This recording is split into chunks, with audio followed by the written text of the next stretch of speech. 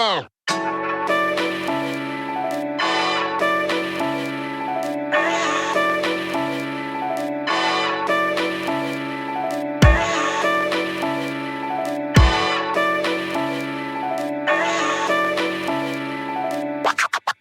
Now, welcome everybody back to the Problematic Podcast. I'm your friendly neighborhood co-host Rita with my friendly neighborhood co-host Whitney. What's up, Whitney? Hey, how you doing? I'm all right. My allergies are still punching me in the back of my face. So if you see me blinking a lot, I don't have a twitch or anything. No shade to people who do. It's just that my contact probably has pollen on it at this point. It's not going good over here. But I'm happy to be alive. How are you? I'm actually good this week. There's a book coming out that I'm really, really excited for. Ooh. Vashti Harrison. First of all, being a Delta, you love everybody named Vashti. Yes. You love everybody named Vashti. But Vashti Harrison is an incredible illustrator. She has a book that's coming out. She's the same person who helped Matthew Cherry write Hair Love. She's the illustrator. Yes. So she has her own book coming out called Big, and it's about a plus-size ballerina. Oh, well now. Come on. And I'm sis. like, come on, representation. So excited to get that because, me and my Nephilim child who's wearing size 4 clothes, I'm like, representation. Well, her mother is girl. A giant, so. We are the race of giants ourselves over here. Yes, you are. Mm-hmm. Yes, you are. That is exciting. Yes. So you got something to look forward to. I got the surprise of my life on Friday. So I'm always complaining about certain artists who owe me music. Adele's, people owe me things and then they don't give me a lot of people owe you things. People owe me things and I don't like that. So boom. Miguel is one of those artists who I feel like does not give me enough things. Give me the things. You create good things, give me more things. He's up there with not as bad as Frank Ocean, who you cussed him out last week. And they gave him hell at Coachella because he canceled. He got replaced by Blink 182. We're not just like, what? Yeah, that weird replacement, but not the same. Group. It's not. Two different groups. You gotta give me something different. Yeah. But Miguel, my sweet Miguel, not only released a single called "Give It to Me," which is incredible. I've listened to it probably 15 times since it popped up on my radar. Someone on Twitter who loves me dearly was like, "New Miguel," and I was like, I almost fell out of bed. I was like, "Oh no, I got." Not fell out of bed. I was hoping it was an album. It's a single, but he did say album should be coming out this summer. So good things, got wonderful things to look forward to. Unlike Frank Ocean, who never tells us when the music is coming. He don't like us no more. He don't fool with us. He don't like us no more. And the way we be acting, why would he? Points are being made. I don't like the points. I don't like the points. But points are being made. We are the people of the crate challenge. Do we? We will never forget. Never forget. The pandemic changed us in ways that we will never quite understand. We'll never recover from. Let me tell you something. When I first saw the news and the buzz for Tiger King, and people were describing it as polyamorous gay meth head who has big cats, I was like, never in a million years will my black ass watch this. You watched it, didn't you? I did, and it was like a train wreck. I could not turn it off. I couldn't turn it off. And I became emotionally invested with justice for the Tiger King, but I think he did it. Carol Basket's husband showed up recently. No, he didn't. They said it, but we haven't seen him. We need a picture. We need a picture. But the man has showed up. He said, "I'm back," and I'm like, He's been hanging out wherever he was hanging out, like she said. No pics, no proof. That's fair. That's fair. But I mean, that was a train wreck. And without a global pandemic occurring outside, there's no way. We would have never watched this damn show. Nobody would have watched this show. No one. It was like the perfect time to drop that dumbass show. It was. I mean, timing is everything. Shout out to the creators of Tiger King and the awesome luck you had with dropping that right in Perfect time. timing. So Spot on timing. your eyes are giving you trouble too. I see you rubbing. You want to talk about it? No. I'm bitter that 30 some odd years of my life went by, and then all of a sudden now I have, well, you know what? To be fair, we did move. No, out of the city. It's not that. And I'm going to tell you why. Allergies are bad everywhere. I think The devil. that pollen is being vengeful. I think it's gotten stronger. The earth has been vengeful. I think that there's something in it. I don't know if it's government made or if it's organic, but there's something in the pollen. There's something going on. Has to be. Do you and guys, please don't take us seriously right now. You know we are clearly joking. Yeah, please we're not conspiracy theorists. This is a dead podcast. There are plenty of them out there. This ain't that. You remember The Happening? Did you ever watch M. Night Shyamalan's The Happening? Yes. Yes. And it was the trees. You come to find out all the foolishness is because the trees were angry. Yes. People started walking backwards and dumb stuff. And we were just like, oh no, like, is it happening? Is the happening? It feels like it. With the way my eyes feel, it absolutely feels like it. Ma'am, do you want to share any music that you've been listening to before we get into the absolute sheer foolishness that was last week and the weekend?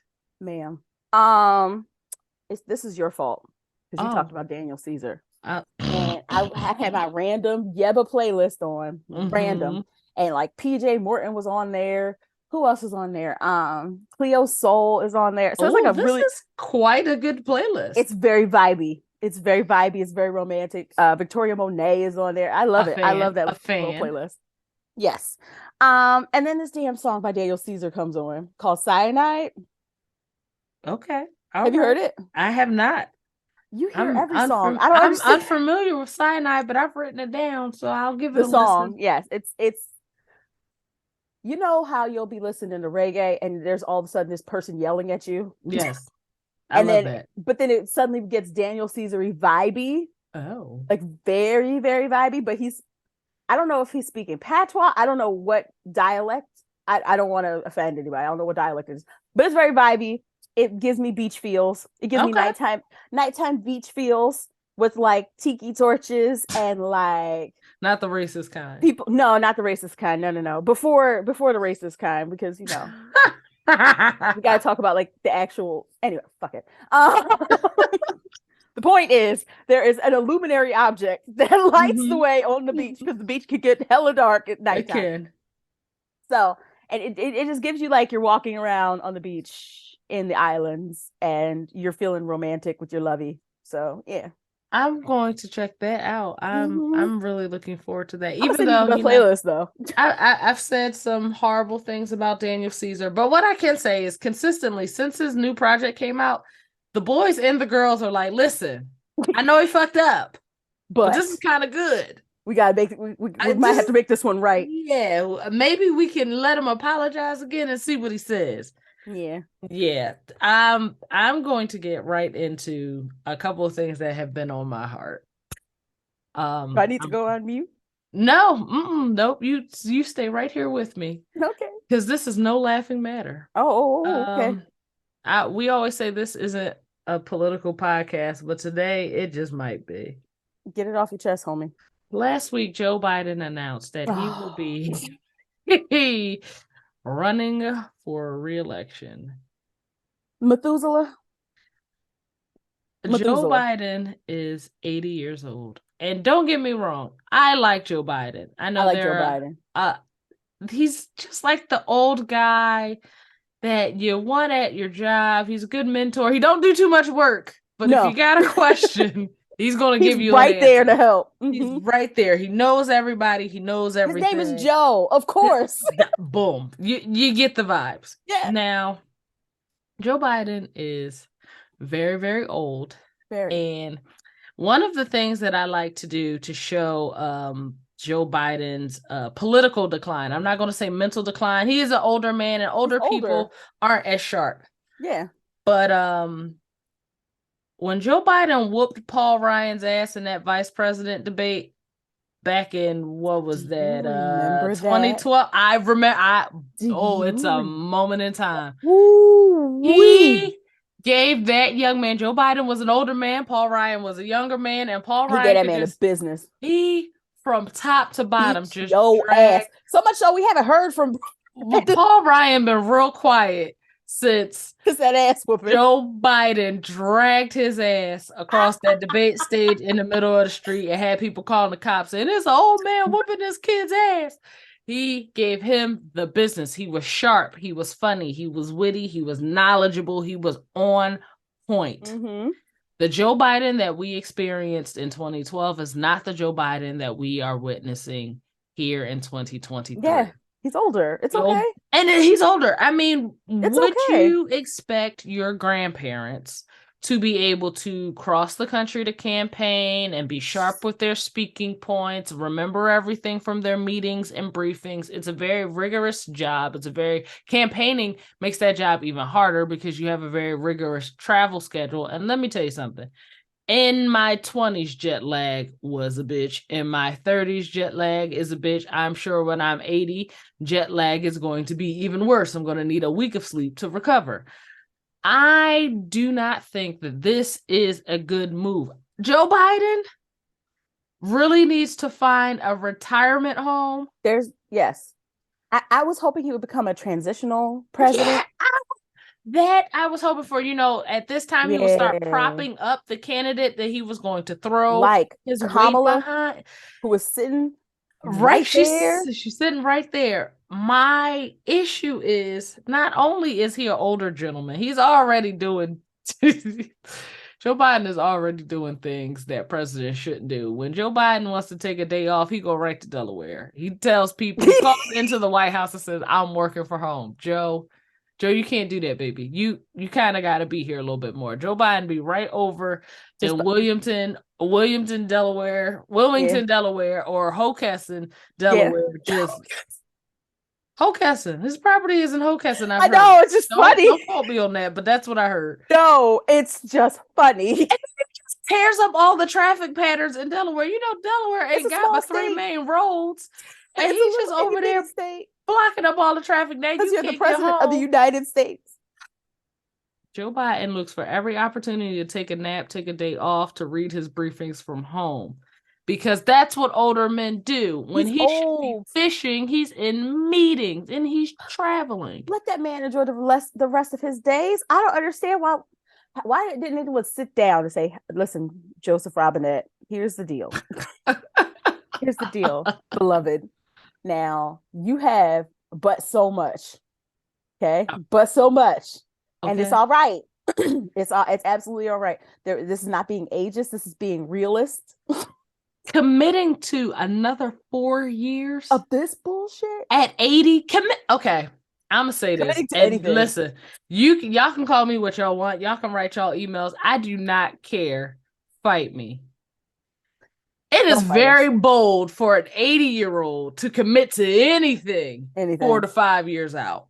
It's very, very presumptuous. Extraordinary. We are not promised anything after 80 at all. Nothing. Not a single thing. Anything outside of spontaneous, unpredictable naps is not promised. I'm not bashing Joe Biden for making this decision, but on the flip side, I'm bashing everyone around him, because where's Jill? You know what? No, we're still mad at Jill. Yeah. Oh yeah. we still ain't let that shit go. Jill probably ain't said a mumbling word since. That's why she ain't. This is the time where we need you to talk, Jill. This is the time where we need you to talk. We need you to look at your husband and say, "You know what? I think this is a lovely time for us to go travel, explore the world, see what we ain't seen before. Get your little hips out, not your hips, a little cha-cha, where it's a little war, where we got to put like SPF 100 on you. I think this is a good time for us to take them aviators of yours, those Ray-Ban aviators. Yes, and somewhere hot. Go get some sun. I'm not feeling it. I feel like it's just, regardless of how you feel about Kamala, whether you think she's a good candidate or a bad candidate, whether you would vote for her or not. It's a slight to her. You're 80. It's a massive slight to her. It's a slight to her. I mean, I get what he's doing. He's a white man. Okay, He's a fine. white man. But he's still an old one. Do white men age differently from old black men? No, that's not what I was saying. What I was saying is he's a white man, and this nation is dumb about anyone who is not white running for president. This is true. We saw what happened with Barack. This is true. And you think that they are comfortable with Kamala? Probably with the way not. They treated Stacey. Listen, don't get me started. With the way they treated Stacey, our good Stacey. Yeah, I don't want to get into it, but I had to share my feelings on that. My biggest fear is, I feel like Joe Biden will lose a lot of his support because, again, he's going to get on the campaign trail and he's going to look 80.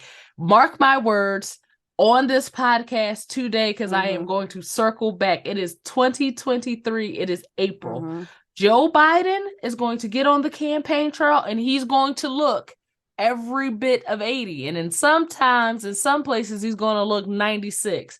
And that is going to be very divisive when it comes to this party. It is. Well, on the flip side of that, you got Donald Trump, who every other day he in court are getting arrested or saying some of the stupidest shit ears have ever heard. Every other day.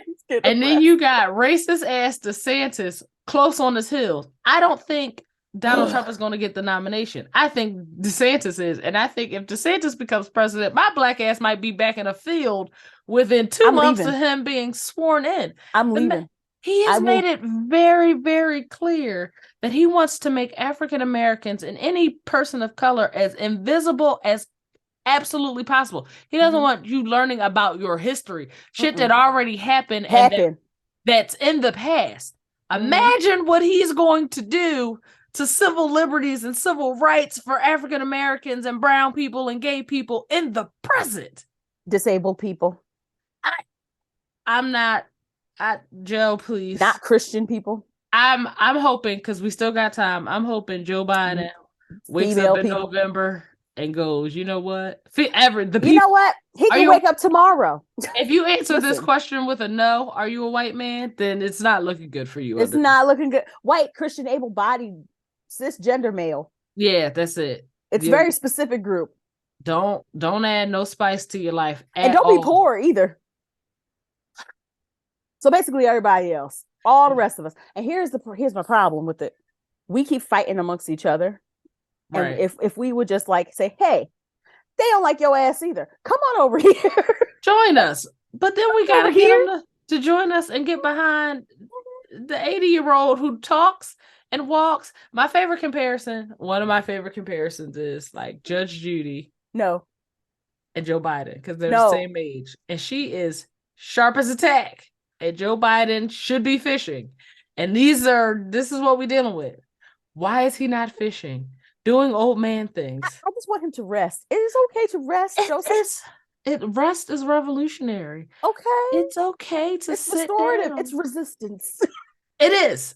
You don't owe us anything else. You gave us decades as a senator. You were a fine vice president. You even delightful vice president. 4 years. I've got transition away from the Trump. Yes, it was a palate cleansing. Thank you for that. Move, please. Yeah.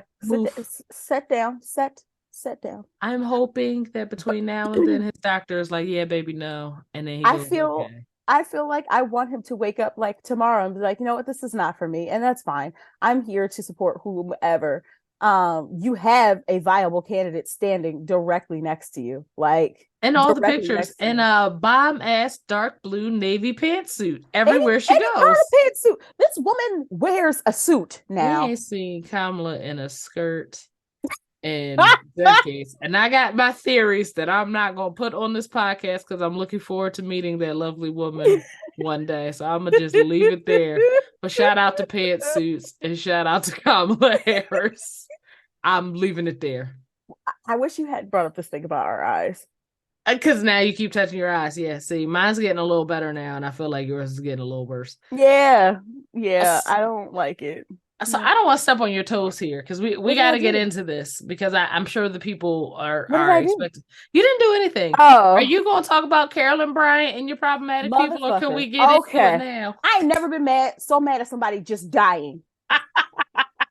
Doing what people do at the end of their lives, they die. I ain't never been so mad in all of my days. So, for anyone who is unfamiliar with the person known as Carolyn Bryant Dunham, the original Karen, the patron saint of Karens, Carolyn Bryant Dunham is the person who fabricated a lie about a 14-year-old child named Emmett Till, who was visiting his family from Chicago in Money, Mississippi. Whatever their exchange was, we don't know the truth because she died with that. So she alleges that he either whistled at her or made, quote, improper advances. Her husband and his half-brother and a host of other co-conspirators who we know nothing about, we don't know anything beyond those two men, kidnapped this child, took him in the dead of night. I don't want to talk about what happened to him because I get emotional. I get emotional thinking about Black children being harmed and dying in a circumstance where they are surrounded by people who hate them. So I'm not going to talk about that because I get very emotional about that. But the trial was a sham. They had all this evidence. There were multiple witnesses, people who were very brave coming forward in Jim Crow South to tell the truth. And they said that these men didn't do it. And then they later confessed. They confessed. They went to a magazine, conducted an interview, and thanks to Double Jeopardy, could not be convicted of the crime that they were already acquitted of. They confessed. I don't even have to tell you the bullshit.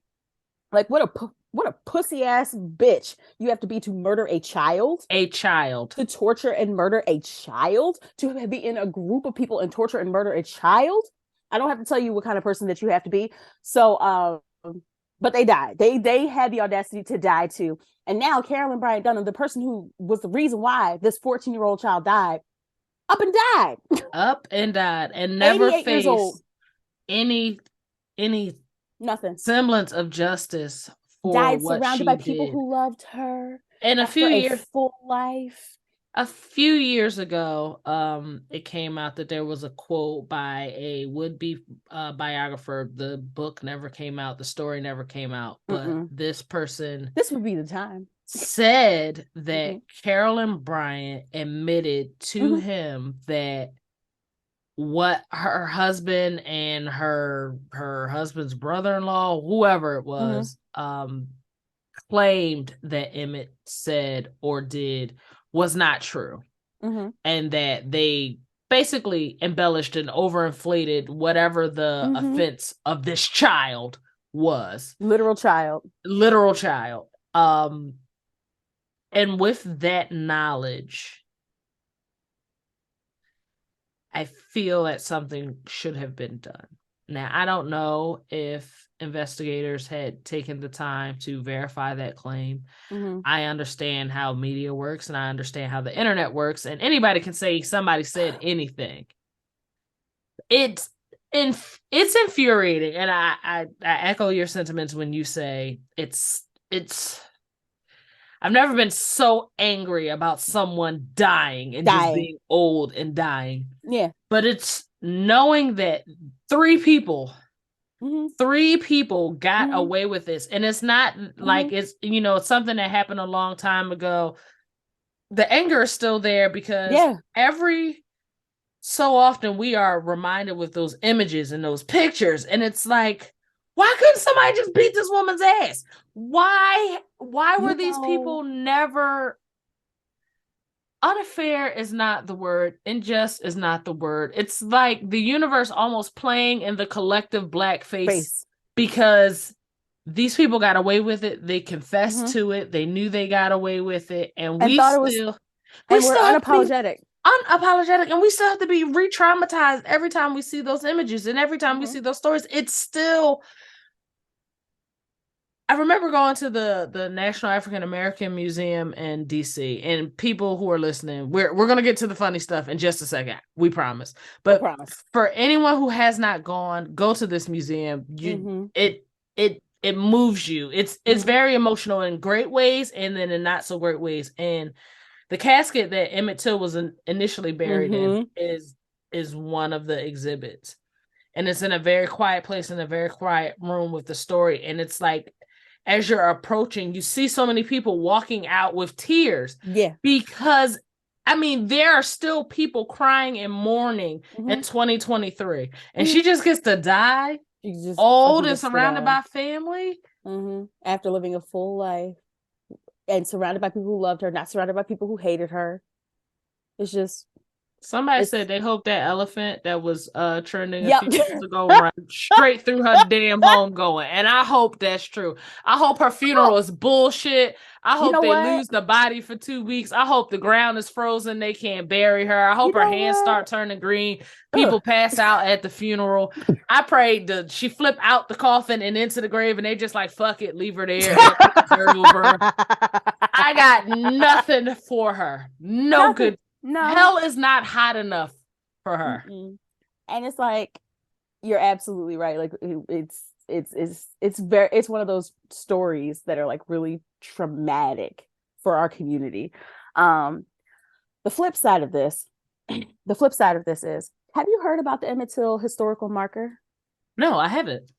So where they found Emmett Till's body, there's a historical marker by the Emmett Till. I forget the actual organization, but I will find that for you guys. So if you guys want to find out more information or donate or whatever, you'll have that. But they created this walk to show you like where and what and all that stuff like that, to show you where the store was and all, because the Bryants had a store and that's where the alleged thing went down. So where they found his body, there was a historical marker. They placed it there in 2007, and it had been ripped out the ground. It had been vandalized. It had been shot at. Target fucking practice, because a 14-year-old boy was murdered. And in 2019, 3 Ole Miss students posed in front of it with their shotguns after they had just shot it up. Wow. They face no accountability either. You talk about this shit and it gets infuriating. Like my mood is just blah. Yeah, it's just like, my prayer is for the Till family, like whoever's in the Till family. I pray that God is just very, very kind to them, that all their needs are met and then some, that they have a lot of joy, but most importantly, I hope they have a lot of peace. Right. Because I know we feel unrest and we didn't know this child. Right. So you can only imagine what those stories and those articles and like even this woman's death drums up for them. Yeah, it's just, death just seems like too kind exit for her. That particular death.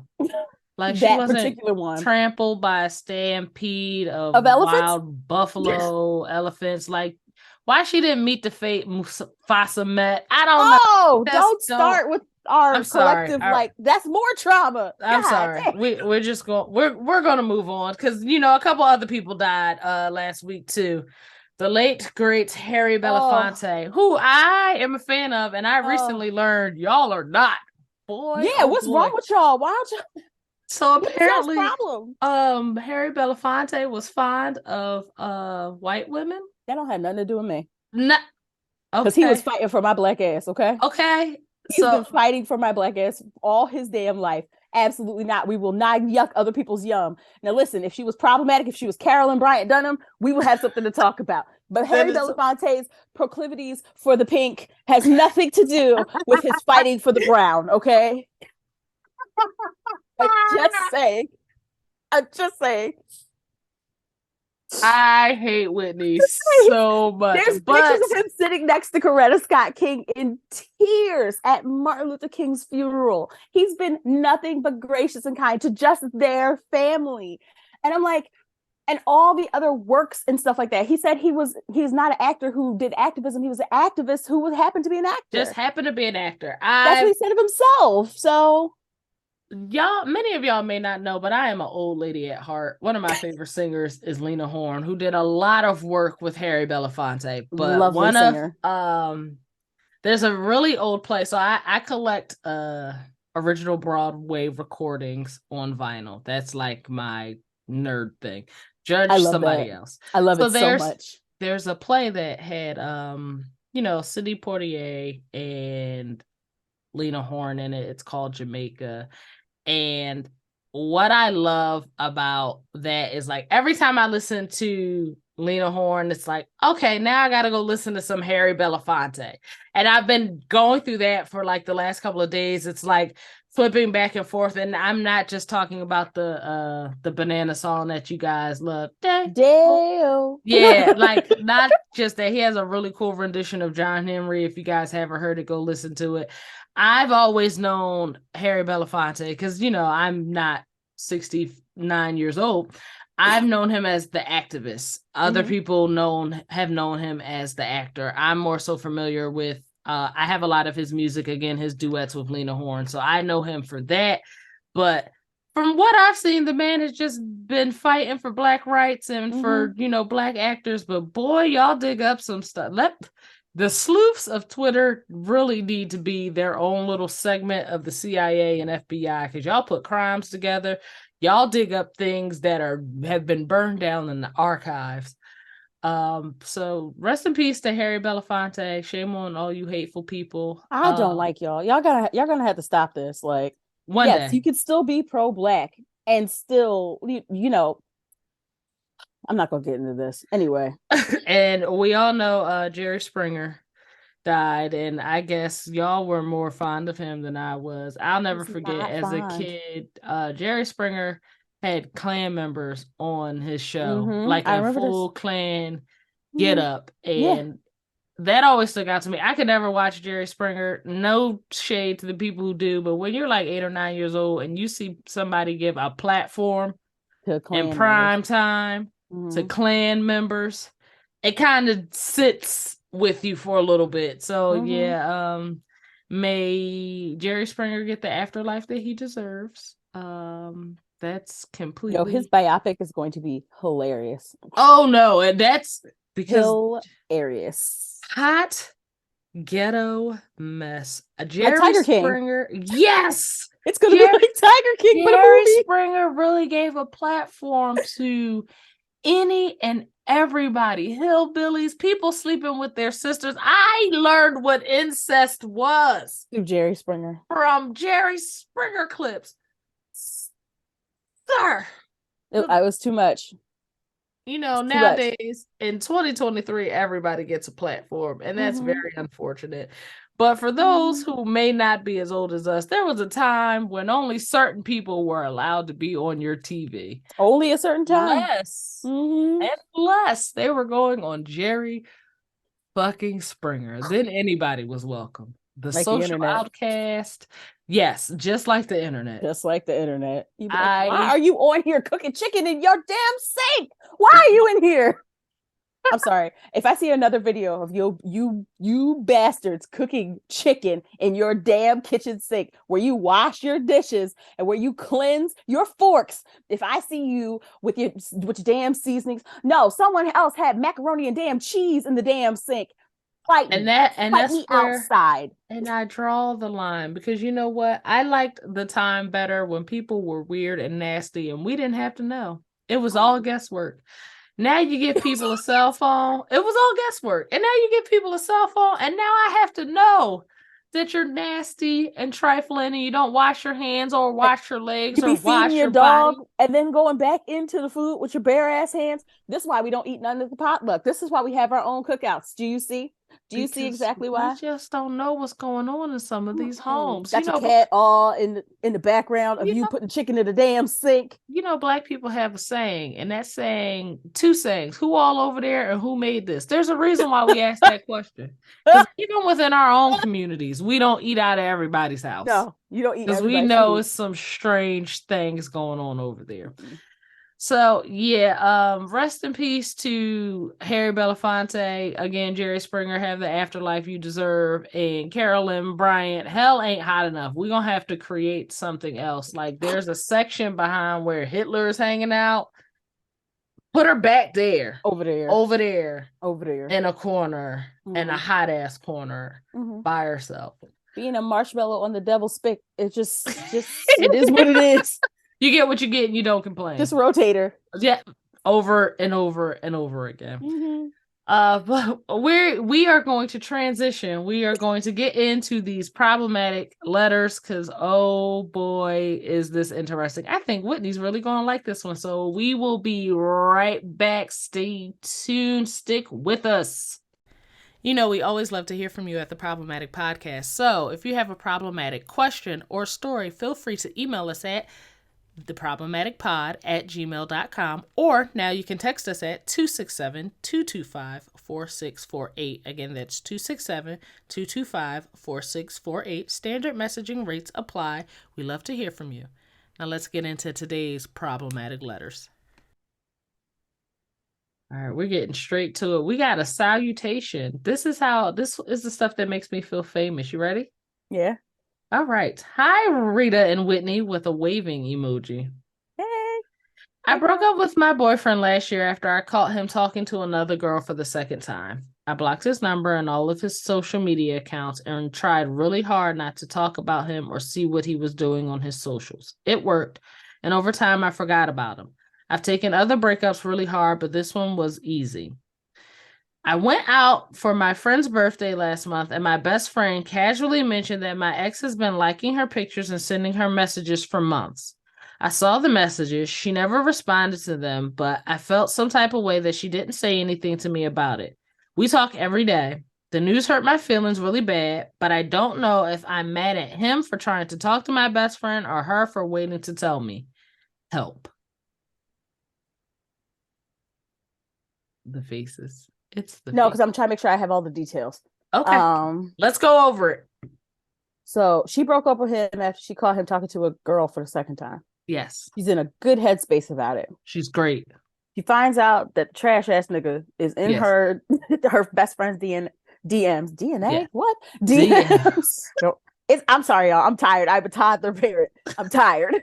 DMs during a conversation that they had. Yes, at her best friend's birthday. So she just casually brought up that y'all gonna have to provide some more details, because I'm like, the way she brought it up, like, was it just like, oh girl, I ain't paying no attention to like it, like, was it like an off girl, guess who been texting me, or guess who been sending me messages? That matters, but I'm going to deal with the content that we got in front of us. Because because if she had like brushed it off like it was no big thing, then I feel like you should too. Like, yeah, exactly. But we only have the details in front of us, so we're going to deal with what we got. So I'll say two things. I'll start with the positive. If your best friend sees that you are trying not to think about this person and you are doing all of the right things to block and keep him off your mind, and on top of that, your last few relationship breakups have gone really hard, I understand her not wanting to bring it up. It's like, he hurt you, and girl, let me sprinkle a little bit more hurt on it because he over here trying to talk to me. Right. I get that sentiment. Mm-hmm. I would not adhere to that sentiment. I would probably say, first off, I'm cussing you the hell out immediately. As soon as I see you in my inbox, fuck nigga, why are you here? That's me. And then I'm telling my friend, just want you to know, fuck nigga who was fucking with you is now trying to fuck with me, but here I ain't fucking DMs. So you can see exactly what happened. Now he's blocked and he's out of everybody's life. Go back to out of all of our lives. That would be me. On the other hand, I can understand why hearing that news upset you. This was a person that you were in a relationship with. He did something nasty by talking to other girls. And you did the right thing by leaving his ass. And then you think that you're past something. And that's always the test of like, am I actually past this? You hear something about a person, and if you are emotionally invested enough, you care. And I would say to this person, oh, we didn't give them a name. Give them a name, Whitney. Delilah. I would say to Delilah, just because you're hurt, it doesn't necessarily mean that you have to attribute that hurt to your friend. It could just be the fact that you thought that you had put this person in a box and threw that box in the ocean. And then just hearing his name and hearing that he's still up to the same shit for the reason you broke up with him is what hurts. Yeah. I don't know if it's wrong or necessarily right that your friend took that approach. She could have been well-intentioned, but if she was transparent, regardless of the timing of it, you can be upset about the timing. You can communicate like, girl, I wish you would have told me sooner. That's disappointing. But you don't have to let it be make or break in the friendship. You could just say, you know, if it were me, I probably would have told you when it happened. But you're the kind of person who ignores it, so I understand why you did what you did. Now, with that said, here's where I get a little messy. Oh, boy. Not messy, but what is wrong? You talking about the straights again, aren't you? Yes. Yeah. No, it's not just the straights, because the gays do it too. Straights. There are 8 billion people on her best friend, motherfucker. Planet. That's what I was thinking. I'm like clearly, you know that's her best friend. She's about a crib. You don't walk in on her like getting her hair braided by her best friend. I don't know. Right. In my brain, they've been. No, you're absolutely right. You're absolutely right. So that's why I feel like the culprit here is really him. Yeah. You're hurt because, you know, he's still doing the things that he did to leave him. But in reality, let's be real here. And I feel confident walking out on this branch. He's doing this to fuck with you months later because you've done a good job of icing his ass out. That's what happens when you are strong and committed to your values and saying, you know what? What you've done is unforgivable. I'm not dealing with you no more. This is not a game that I'm going to play. And he's probably looking for any reason to get back on your radar, figuring if this is really her best friend, then she's going to tell her, and then she's got to think about me. And if it's not really her best friend, then she's going to talk to me, and that's going to hurt her. He's the problem here, not necessarily your best friend. There is a conversation to be had. You can say, girl, next time tell me. Tell me immediately. Call me if it's 4 a.m. Ring my line. Call me. But the truth of the matter is, I don't know. I'm going to call him Desmond. Desmond is being the devil here. Right. Please focus on the real enemy. Oh, he would be a Desmond. Desmond just sounds like a fuckboy name. Shout out to all the good Desmonds out here who all 4 of you. I'm not catch a stray. All 4 of you. Not 4. All 4 of you. I'm with you. I'm with you across the board. Yeah, that's some real messed up stuff to be trying to jump into the DMs of the best friend. But it's clearly not even about her. And I think that if your friend kind of brought it up in a way, again, I can't bring my mind out of it. Like if you say she casually brought it up at the party, that probably means that she doesn't care. Right. Like it was like a non-factor to her. Like, oh yeah, and this happened. Like, oh yeah, and it's cloudy outside. Chance of rain. Right. All right, whatever. You know. So I'm with you on all points. Yeah. It's okay to feel a way about it, but the person who you should feel the way the most towards is not your best friend. It's not.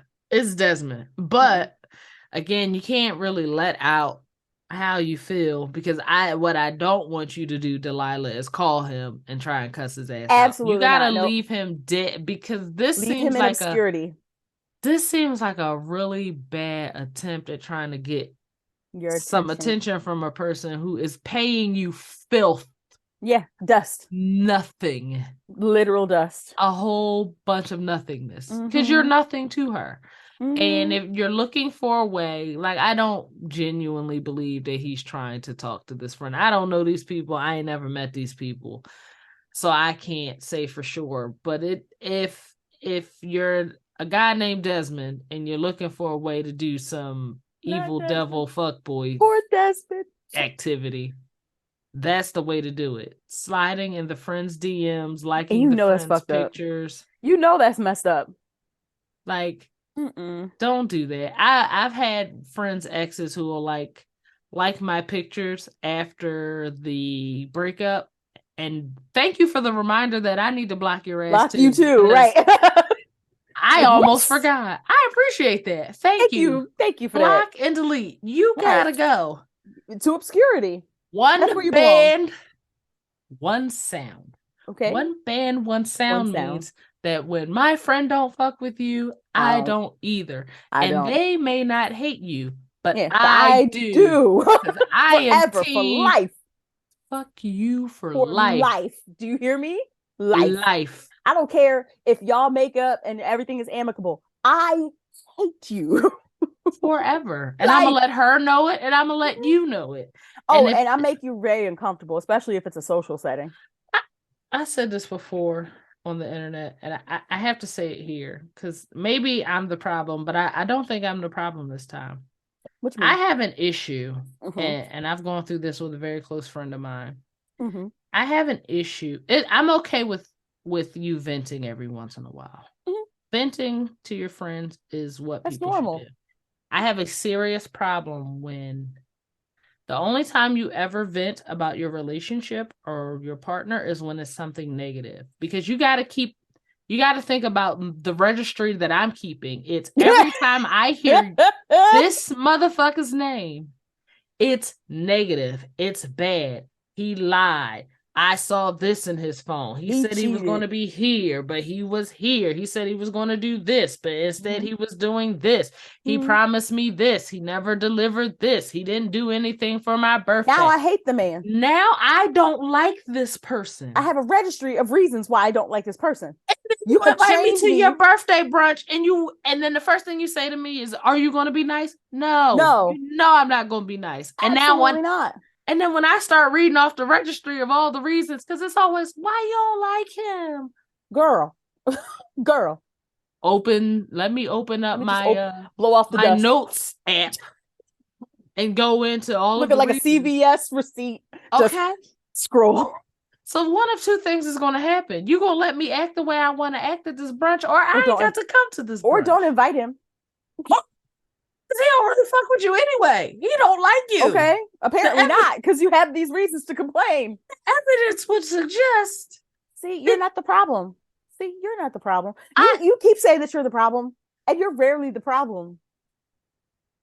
Friend. Whitney, people be trying to make me seem like I'm the problem. You are not the problem. And I said this in a post one day, and everybody was agreeing, but it'd be the same people who don't understand why I don't like their person. Stop asking me to be nice at brunch or at the function. Now that you said that, I have something I would like to say. Please do. I love my husband. He's a wonderful father. He is a incredible provider. He is a dear friend, a wonderful, loving, supportive husband. Please don't hate my husband, y'all. I know I come on here. You be saying stuff that is very funny, but typical man stuff. You don't say the things. Come on here. Let me tell you, that man, because I be at work and he's at school and he's pursuing his dream, and I'm so excited for him. He's pursuing not his dream, he's pursuing his calling rather. And I'm so proud of him. This man makes sure that everybody eats. This man takes care of our daughter like I have never seen a dad take care of a kid before. This is like a loving man. Please don't be out here hating on my husband, y'all. I promise you, he's a loving person. Yeah, I don't want to be the person that Rita's talking about. I don't think we're gonna cancel Earl because he didn't react to getting flowers in the proper way. I think you're okay. I think that doesn't qualify for registry edition. I don't. You haven't shared anything on this podcast that would you like to come and say hello? You know what? Go to hell. My people have all come in this room. Oh, why? Y'all want to say hey? Say hey. The whole family is on. Yeah, we're recording right now. Say hey. Just say hey really loudly into this microphone. Come on, you can do it. Hello. We were just talking pleasantly like the about voice of God. I know, right? Sound like Morgan Freeman. Oh, there's another person coming. It's the person I made. Hello. You gonna say hi? You say hi. Hi. You going to the park? Okay, go have a good time. I love you. Y'all be safe. Take pictures, please. We've had guest features on the Yes. podcast. Yes, so our first guests. Our first guest. But yeah, I say all of that because I think it's really unfair. Sometimes we put a unfair burden on our friends, and I feel like that's kind of what's happening with this letter. It's like, you want your friend to carry the burden and the responsibility of your very, very shitty ex. It may have meant it may have been offensive to her, but it may have been meant very little to her. And she did tell you. I don't think she was not telling you to keep it a secret. Right. Only you can judge the character of your friend. You know, it could have been like, we knew he was an asshole when you broke up with him, girl. This is an asshole doing asshole things. Yeah. Putting the responsibility on your friends to like your partner, even though your partner is awful to you and you share that with them, or that this is your ex-partner and you're expecting a certain level of loyalty from them, from your ex, and perceived also loyalty. Perceived what loyalty. You perceive. Mm-hmm. I don't. I'm with you. I don't think that's right. I'm with you. I'm with you 100%. It's just like you have to be fair. You have to be 100% fair with this. And it's just like you said, she casually brought it up. We don't have any dates. Like, it's not like they were talking for like 8 months, right? And they were talking. She just said that he reached out. She didn't say, and like in the letter, it does not say that she responded or she sent him like, you know, a nude or anything like that. It just said that she casually brought up the fact that, you know, this raggedy man reached out. All right, let's go get some more drinks. Like, next thing, because it does not matter to her. And I just, your friend should not have to carry the burden of your dislike for your ex. The fact that they didn't bring this up, or they didn't bring this up in the timely way that you would have thought, might mean some other things. Like, it doesn't mean that they're in a relationship. It doesn't mean that they're engaging with each other. And you know, you got to get out of your own head with all that. So yeah, because if he's not a priority to you because you ain't thinking about him, he damn sure ain't about to be a priority. Okay, with your friends who were not involved, you can go to hell, sir. Okay, the hell is where you need to be, but not where Carolyn Bryant Dunham is being a marshmallow. That's on the a different hell. I'm hoping they are erecting a new hell specifically for her, and she's in holding cell hell while they create a new hell to transfer her to. May she rot in everlasting turmoil. I said rest in piss. That works too. Both. Do you think they're going to protest her funeral? I'm looking to rent an elephant. If anybody knows how I can do that, because them elephants don't forget. That's something that I am willing to spend some money on. They do not forget. Just have them trample. I hope the repast food is horrible. I hope everything made it that damn kitchen sink, like I told you about. You know what?